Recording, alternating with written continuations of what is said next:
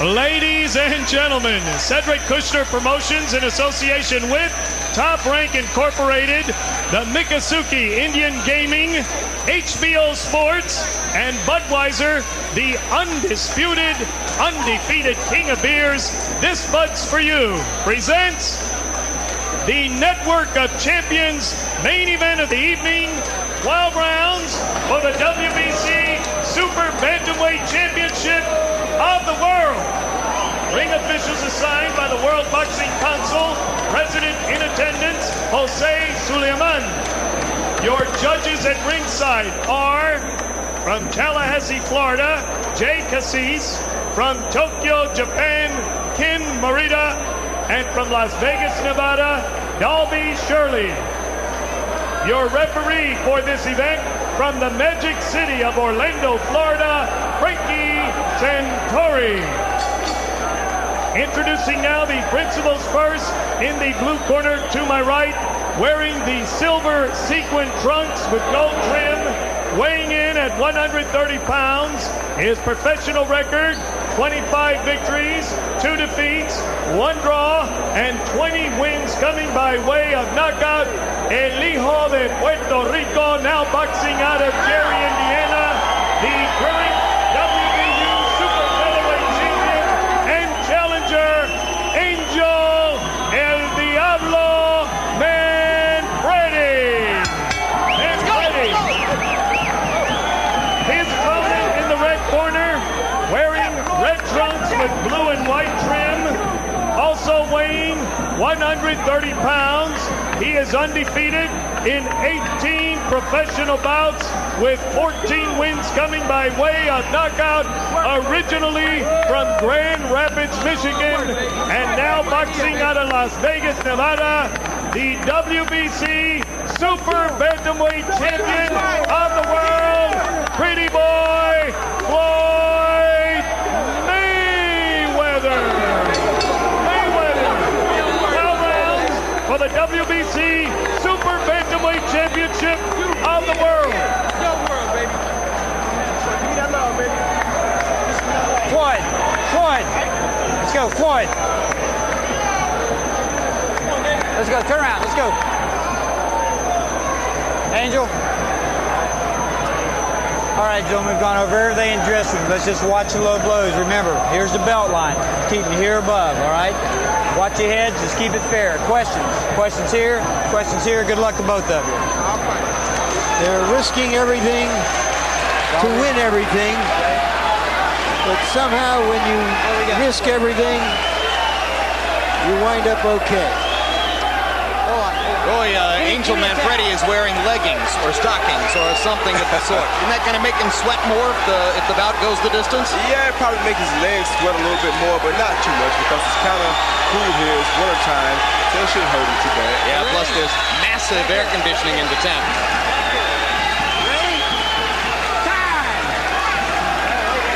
Referee is Frank Santori.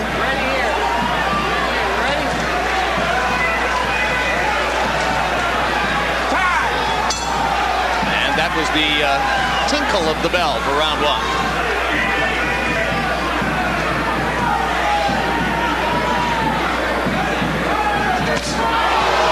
Right hand lead lands from Mayweather, countering over Manfredy's jab.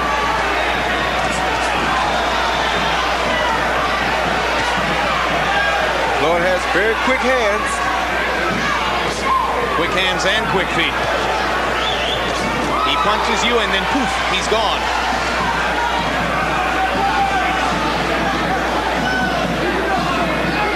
And the Mayweather camp sees the speed advantage as being so big that Floyd Sr.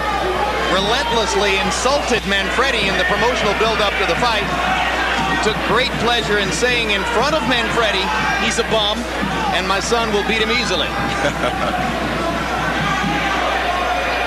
The fighter was considerably more diplomatic in his public pronouncements and never misses the chance to say Angel's a good fighter, and I'm sure he'll fight well.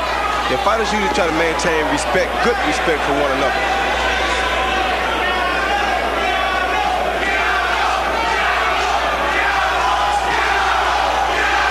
Already you've picked picked up a key element of the Mayweather plan. When Manfredy tries to stick his jab, Floyd Jr. thinks he can counter rapidly over it because he doesn't think Angel gets it back rapidly enough. He already was able to counter it one time early in the fight. Manfredy, it would appear, can do best if he can pin Floyd Jr. against the ropes and hammer him on the inside. He has to try to pressure Floyd, but he has to be sure that he doesn't run into any of Floyd's big, quick punches. Counter punches will what they will be.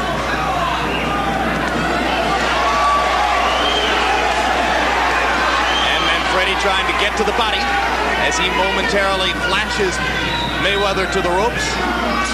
Floyd slips away.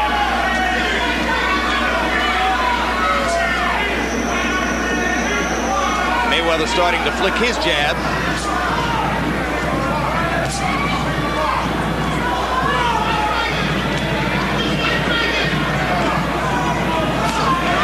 Manfredy's throwing good body shots here early too, which will neutralize the speed some if he can do it over a period of time.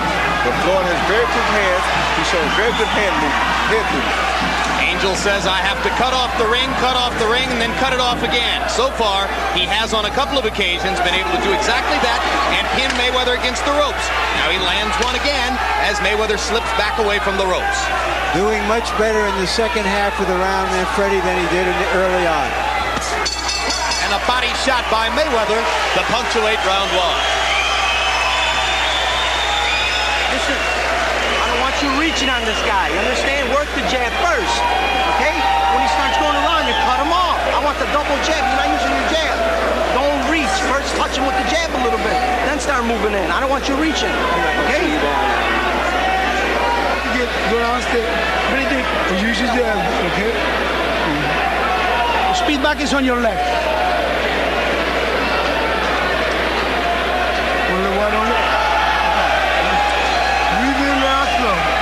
Breathe in. Watch your open hand. Watch your open hand. Do it with the gloves close. Give me some pace. Mayweather dominated the early part of the round, comes back at the very end with a nice body shot followed by a jab.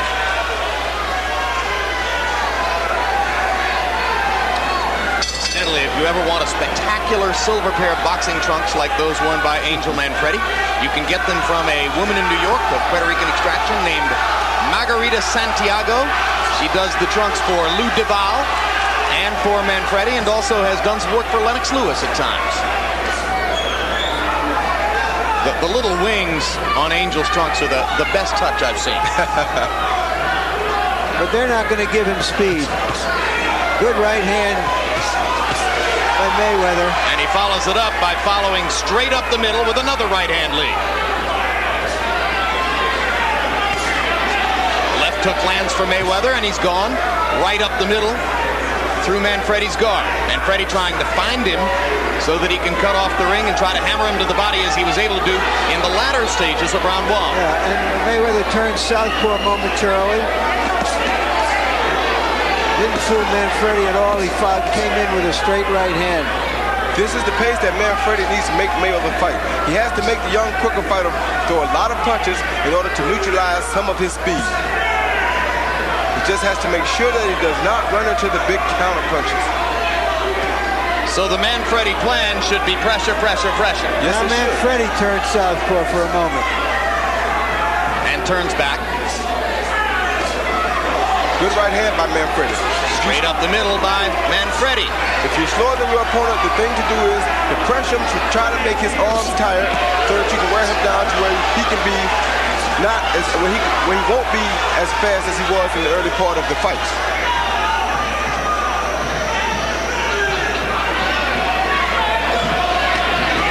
Right hand lead lands for Manfredy, and he comes back with a hammering left hook to the body.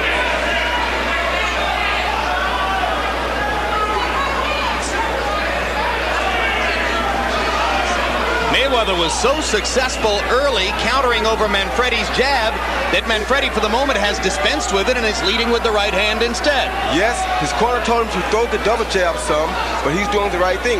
Pick the time to throw the jab because that's what Mayweather's looking for. And Mayweather seems a tiny bit confused as to what to do to mount his own offense. Now that Manfredy isn't throwing the jab, but there's a good idea. Mayweather with a right over the top stuns Manfredy. He's not confused at all. He's just boxing, keeping Manfredy out in the ear so he can see Manfredy. Manfredy in trouble as Mayweather pounds away. Manfredy almost went down. He won't take a knee, but he isn't throwing back. Mayweather pounding, and this one's gonna be stopped too. Same spot in the ring where the heavyweight bout was stopped. And of this stoppage, I'm not quite as critical. I'm not either. I still thought it was a little quick. I think Manfredy was dazed.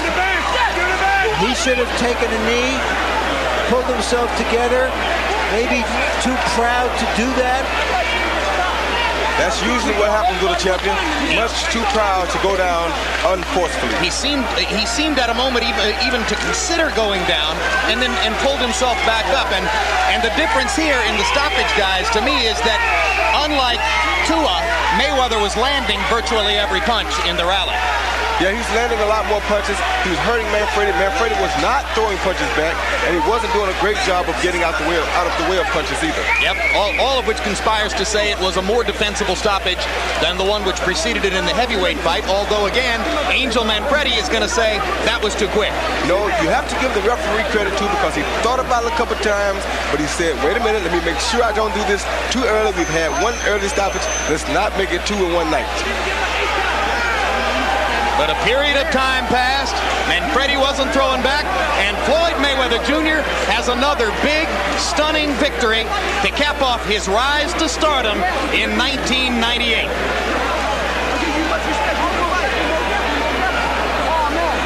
And with yet another nod to Roy Jones and Shane Mosley and what they both accomplished this year, there, in the eyes of many, is your fighter of the year for 98, Floyd Mayweather Jr. I think he's had a terrific year, but Shane Mosley, to me, who defended his title 5 times and won 5 stoppages and knockouts, was the fighter of the year. There you saw that quick right hand, what makes this fighter so dangerous that you don't know when it's coming. And here's the rally that prompted the referee, Frank Santori, to stop it. Land, miss, land. Miss, land, miss. Notice Manfredy did not throw a noticeable punch during that whole time. Yeah, from this point forward, I don't think he throws another shot.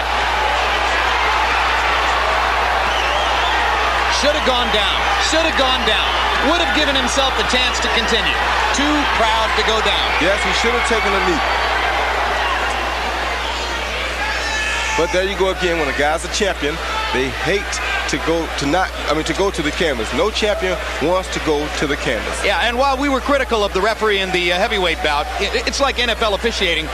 It's easy to criticize them. It's not an easy job to go do. No, it's not. That's why I don't have much to say about it.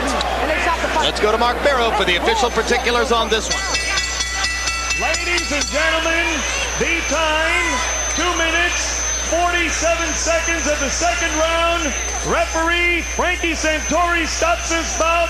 The winner by technical knockout and WBC Super Bantamweight Champion of the World, Pretty Boy Floyd Mayweather.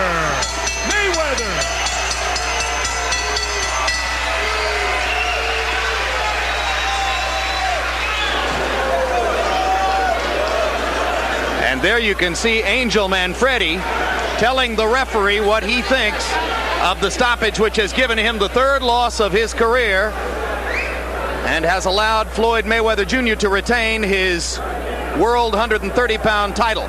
Manfredy's wife and brother silent behind him while Angel sounds off on what he surely thought was a premature stoppage.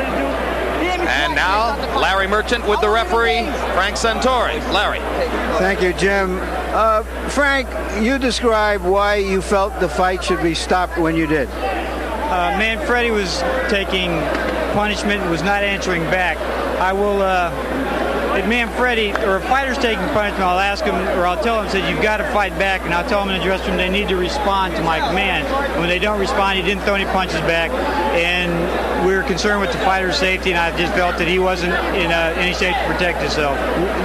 Are you saying you said something to him during this barrage about? Yes, sir. When I get close to a fighter, I'll say, Angel, you've got to fight back. I'll tell him, but right there, I said, Angel, you've got to fight back, and he didn't respond. In the first fight, the referee said that he had told the fighters, if you're in trouble like that, take a knee and get yourself a rest. Did you say anything to these fighters? Or if Manfredy had taken a knee to give himself a chance to recover, would you have allowed the fight to go on? Yes, I would have. If he would have gone to a knee and taken a knockdown, it would have given him a chance to recuperate. He'd have gotten an 8 count. As you know, there's no standing 8 counts under the universal rules and under Florida rules and WBC rules. If he had gone to a knee and taken it, it would have shown ring generalship, showed that he was in command of his facilities, and I would have let the fight go. But as it was, he didn't respond. Thank you very much, Frank. You're welcome. Thank you. All right, Jim, let's see if we can get Floyd Mayweather Jr. in here. No, first we're going to go back to you and then try to corral this fighter. All right, thanks very much. Well, Roy, a less compelling case for a rematch here, although it could be a consideration. Yeah, it could be a consideration because I'm sure that Angel will look at the tape and he'll decide that, you know what, I should have taken a knee. That would have been the smartest thing for Angel Manfredy to do at that particular time, because you can't blame the referee this time. The kid did not throw a convincing punch within about a 10-second span. He had to do what he had to do. All right, let's go back to Larry Merchant with Floyd Mayweather Jr. Congratulations, Floyd. Did you think that he was defenseless on the ropes when you were pummeling him? Well, I won't say I was pummeling. I'll just say I was throwing some combination and he wasn't responding back. But first of all, I want to thank God, thank the Mayweather family, thank my grandmother, my best friend Sean, and my girlfriend Melissa Brim for all supporting me. Did you hear the referee say in there, you have to punch back to Manfredy? Well, when in the back, when we was in the dressing room, he said, if you're throwing combinations and throwing a lot of hard shots and the guy's not coming back, I may stop the fight. He said, if Manfredy was doing the same to me, he would have stopped the fight. So I feel it was a good stoppage, but I feel Manfredy's a very, very good fighter. He's tough, he's strong, and he's dedicated to the sport of boxing. He got you a couple of times in there. Were your thoughts that this might go longer, or did you have any premonition that you could hurt him that quickly? Well, a lot of people don't believe in my knockout power. You got to realize, out of 18 fights, I had 14 knockouts. But I just took my time, relaxed, and stayed focused. And I seen the open the shot, so I took it, and that's the shot that hurt him. So I threw combinations. And, all right, we're going to try to show you the punch that hurt him, and then how you finish it. Describe what you see. See, right there, a right hand that shook him up. Throwing combinations, uppercuts. He's not doing nothing. Look. I'm steady throwing shots. He's not coming back with nothing. And right there, open shot. I'm still throwing shots. Look, he's not coming back with nothing. Look. You like that fighter in the red trunks? I like all fighters, man. I give respect to any fighter that get in and give up a good fight. And Manfredy's a very good fighter. All right, you have quickly established yourself in many people's eyes as the best junior lightweight now out there. What are your immediate goals? Who would you like to fight? I would like to fight the best they got out there in the 130-pound weight class. I mean, whoever they want me to fight, I'll fight. I'm willing to fight any 130-pounder. Just talk it over with my promoter, Bob Arum, and talk to my dad, and we'll set the fight up. Hopefully we can come on HBO and fight. So you're not thinking yet that you have to move up in weight. Obviously, you're tall enough to go up at least to a full lightweight, but that's a way away. Well, right now, I come in camp weighing 135, so I want to move up right away because once I get to training, I'm down on weight. The first week I was in camp, I was down on weight. I don't want to rush at all. I just want to take my time and do what I got to do, and that's the box and you're only quick in the ring. Thank you very much, Floyd. Thank you. And here is Angel Manfredy. If we can find him in a moment, amid all this chaos, normal for boxing, and here he is. Angel, you got caught a good right hand. He wobbled you. You went to the ropes. He threw a lot of punches. Not all of them landed, but according to the referee, he told you you have to start firing back, and you didn't. Give me your version. Come on. Everybody knows it. The whole world knows it. He caught me with 2 good shots. I was not dazed at all. And they're going to jump in and stop the fight. The referee did not tell me, let's start throwing punches. It was all politics. Is all rigged up for him to go ahead and win. Wait a minute. I understand. Could you have... Can you show the replay on that? Yes, we will. Can you have taken a knee to give yourself a chance to pull back? All right, here we are. Let's take a look and describe what you see. There's the right hand that staggered you. Now describe what happened on the ropes. Well, he caught me a couple good shots. I was staying composed. I stood composed, and still, he couldn't stop me though. He could not. Look, he's missing all these shots, and he stopped the fight. How can you stop the fight? Gotti did more than that, and they didn't stop the fight. That's not supposed to happen in true championship fights. Are you saying that Gatti hit you hard at some times? Yes, most definitely. It was competitive. We're both hitting each other. That's what the fight game's about. Mayweather hit me 2 good times, and then a lot of times it grazed a couple shots. I stood composed. I put my hands up, but he did not hurt me. Why didn't you fire back? Because I stood composed. I took my time. I was waiting for the openings. But he did not hurt me in there. I don't know why they stopped the fight so weak like that. It wasn't even right. It wasn't a championship fight like a championship fight is supposed to be. Knock me out to win the fight, please. Thank you very much, Angel. So, the prediction you heard before the fight was from Floyd Mayweather Sr. that this would be a walk in the park. And indeed it was for Floyd Mayweather Jr. As far as David Tua is concerned,